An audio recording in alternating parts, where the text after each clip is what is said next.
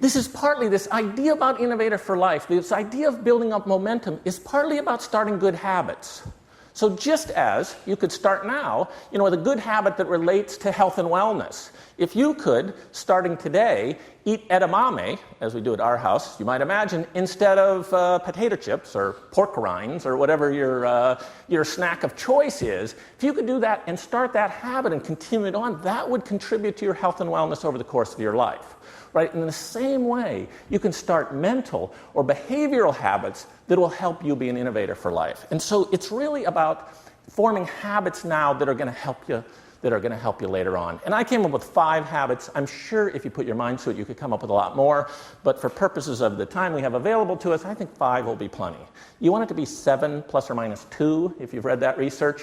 And so 5, nice and easy. And the first one of maybe my favorite of them is think like a traveler. Right? It's easy for me to do this. I spend 100 nights a year away from home, and so I think like a traveler all the time. I'm on a plane. But what I mean when I say think like a traveler is, ever notice when you go to a distant city, especially when you travel internationally, ever notice that there's a piece of your brain that is turned up on high? Right? You're in this hyper-aware state where you notice everything. Right? You notice how the coins and the money is different. It's all better than the money in America, by the way. We got a billion graphic designers or something in America. This is the best we can do. Our money is all green. I can't figure that out. But anyhow, coins, we can't do the dollar coin. Anyhow, don't get me started. So you notice that the money is different. You notice the shoes are different. In fact, when you're overseas, it's almost the surefire way to spot an American is look at their shoes. I don't know why. We always have different shoes than people in Europe or Asia or whatever. You notice the way they serve coffee is different. You notice the trains are different. Little bits of things, and your brain is on high alert. It must have something to do with evolution or, looking out for predators or something. Because when you are traveling internationally, that part of your brain is super active, right? And Tina, I don't know if anybody realizes this, actually a neuroscientist. I bet she could tell us which part of the brain it is. I don't really care. All I'm saying is whatever part of that brain is that is super active when you're traveling internationally, try to turn up that part of your brain all the time, right? Because if you can do that, if you can have a higher state of awareness that people around you have, you will spot more opportunities. And those opportunities will have value for you. So, if you can observe more, if you can learn more, if you can get a better or more up-to-date, we'll come back to that in a minute, a more up-to-date view of human behavior, that gives you power. That gives you credibility as an innovator.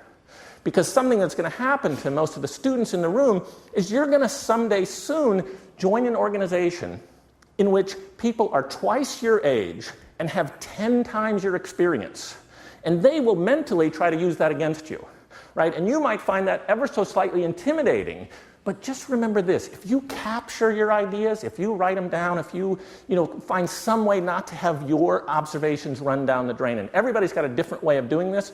For me, shows you how old I am maybe. For me, it's a piece of paper. It's a little pad in my back pocket. But for you, it could be something on your smartphone. It could be something on your laptop. It could be something in your blog. But if you can capture those things and then use them as you try to make contributions to organizations, you got to remember, you are the world, undisputed expert of your own experience. So try to capture the lessons from your experiences. You will be able to use those in organizational settings. So that's this idea about thinking like a traveler. I think Yogi Berra, former catcher for the New York Yankees, he kind of addressed this issue and he said you can observe a lot by watching.